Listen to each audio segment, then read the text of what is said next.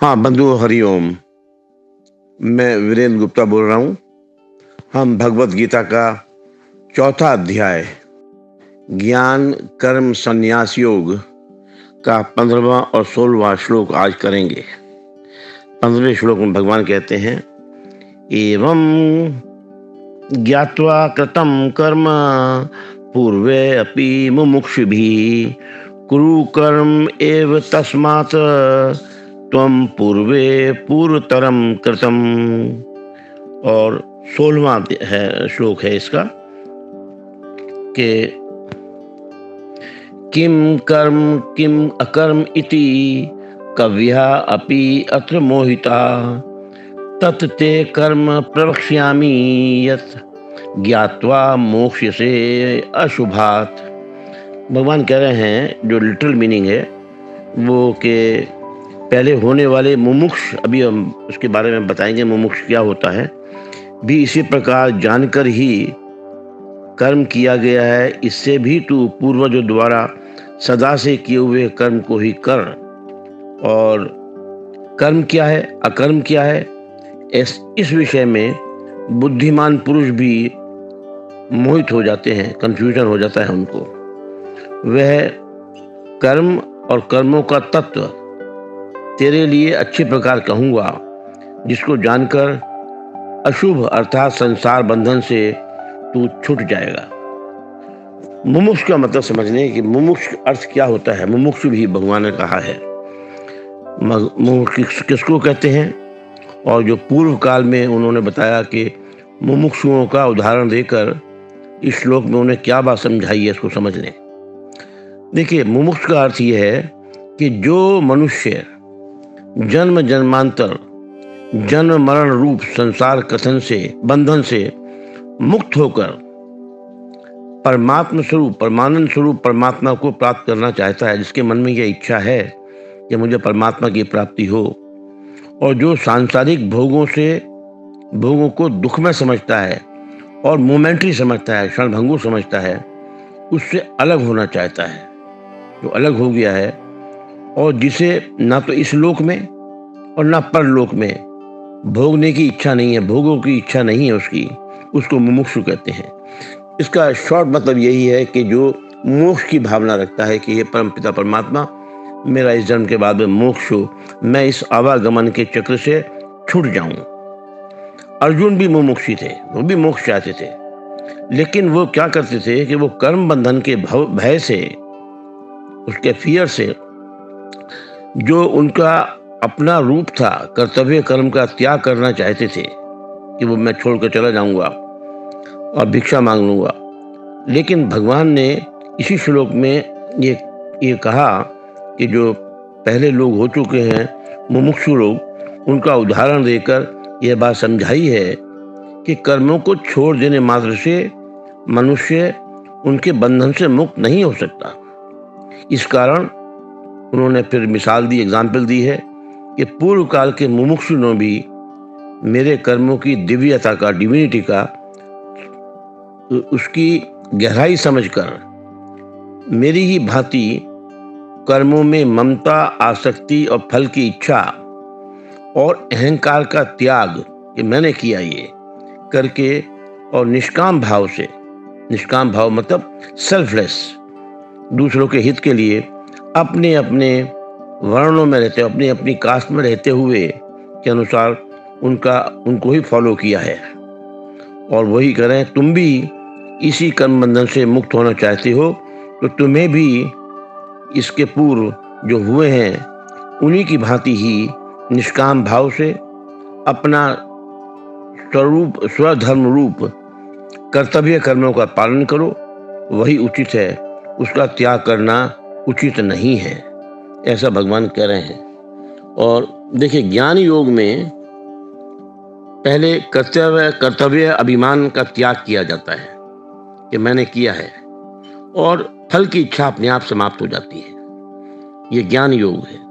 कर्म योग में पहले फल इच्छा का त्याग किया जाता है, फिर कर्तव्य अभिमान, ये मैंने किया, ये अहंकार, ये अपने आप समाप्त हो जाता है। और भगवान ने कर्म के दो रूप बताए हैं, दो प्रकार बताए हैं। एक है कर्म, दूसरा है अकर्म। कर्म और अकर्म, ये कर्म करने से जीव बंधता है। हम बंध जाते हैं जब हम कर्म कर रहे हैं। जब अपने, अब उसकी हम बाद में व्याख्या करेंगे क्या है कर्म और अकर्म, और गहराई में अगले श्लोकों में। और अकर्म करने से मतलब, अकर्म मतलब दूसरों के हित के लिए कर्म करना, उससे संसार बंधन से आदमी को मुक्ति मिल जाती है, मोक्ष प्रदान होता है। देखिए, कर्म करने के दो मार्ग हैं, पहले हम बात कर चुके हैं। एक प्रवृत्ति मार्ग है, एक निवृत्ति मार्ग है। प्रवृत्ति मार्ग का मतलब करना, कर्म करना, और निवृत्ति मार्ग का मतलब कर्म ना करना। ये दोनों ही मार्ग हमें बांधने वाले हैं। बांधने वाले तो क्योंकि कामना, इच्छा, ममता और आसक्ति, अटैचमेंट, ये दोनों में ही, चाहे वो प्रवृत्ति मार्ग हो चाहे वो निवृत्ति मार्ग हो, करने वाला हो ना करने वाला हो, यदि कामना, ममता और आसक्ति न हो हमारे मन में, तो मनुष्य प्रवृत्ति मार्ग और निवृत्ति दोनों से मुक्त हो जाता है। प्रवृत्ति अगेन निवृत्ति, प्रवृत्ति मतलब करना और निवृत्ति मतलब ना करना। इस बात को, इसको कर्म तत्व से समझना है हमको। देखिए, कर्म योग जो है कर्म नहीं है, प्रत्युत सेवा है। ये सेवा में त्याग की प्रधानता होती है, इंपॉर्टेंट होता है वो ज्यादा। सेवा और त्याग ये दोनों ही कर्म नहीं है, ये ध्यान रखने वाली बात है। सेवा, दूसरों की सेवा और त्याग करना दोनों ही कर्म नहीं है। इन दोनों में पावर ऑफ डिस्क्रिमिनेशन, जिसे विवेक बोलते हैं, उसकी इंपॉर्टेंस है ज्यादा। हमारे पास जो है हमारी शरीर, इंद्रियां, मन, बुद्धि और जितनी भी वस्तुएं हैं, ये सब हमें मिली हुई हैं और बिछोड़ने वाली हैं। हमारे जन्म से पहले ये नहीं थी और मृत्यु के बाद भी नहीं होगी। और मिली हुई वस्तु को हम अपनी मानने का हमें अधिकार बिल्कुल नहीं है। संसार से मिली वस्तु को संसार की सेवा में लगाने ही हमारा अधिकार है, बाकी नहीं। जो वस्तु अपनी है, वास्तव में अपनी है, जैसे परमात्मा, जैसे आत्मा, उसका कभी त्याग हो नहीं सकता। और जो वस्तु अपनी नहीं है, शरीर या संसार जैसा है, उसका त्याग अपने आप ही सिद्ध हो जाता है। अतः त्याग उसी का होता है जो अपना नहीं है, पर जिसे भूल से हमने अपना मान लिया है, जिसे भूल से हमें अपना मान लिया है। इसका अर्थ यह है कि अपनेपन की मान्यता ही त्याग होता है। इस प्रकार जो वस्तु अपनी है ही नहीं, उसे अपना न मानना त्याग कैसे है? यह तो विवेक है, डिस्क्रिमिनेशन है।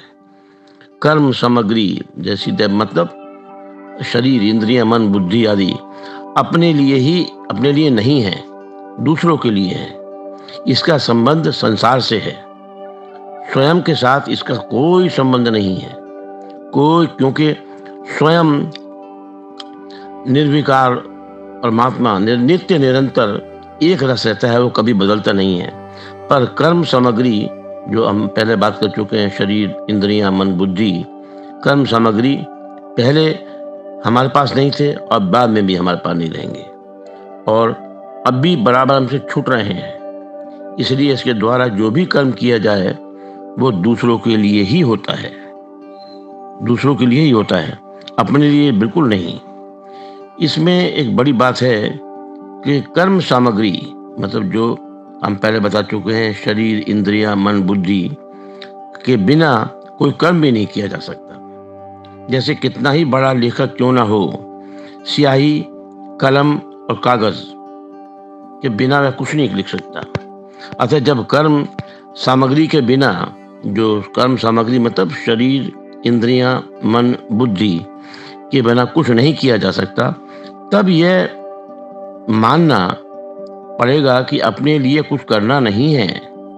कारण कि कर्म सामग्री का संबंध केवल संसार के साथ है, अब हमारे साथ नहीं है।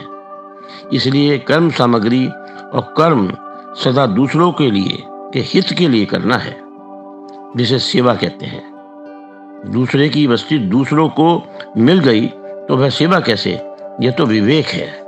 इस प्रकार त्याग और सेवा, ध्यान रखिएगा, त्याग और सेवा ये दोनों ही कर्म साध्य नहीं है, बल्कि विवेक प्रधान है, डिस्क्रिमिनेशन प्रधान है। मिली हुई वस्तु अपनी नहीं है, दूसरों की और दूसरों की सेवा में लगाने ही हमको करना चाहिए, लगाना चाहिए। ये विवेक है। इसलिए बेसिकली कर्म योग कर्म नहीं है, बल्कि विवेक है। आज इतना ही। आपके अंदर परमपिता परमात्मा विराजमान, उनको मैं सादर प्रणाम करता हूँ। मेरा प्रणाम स्वीकार करें। हरि ओम।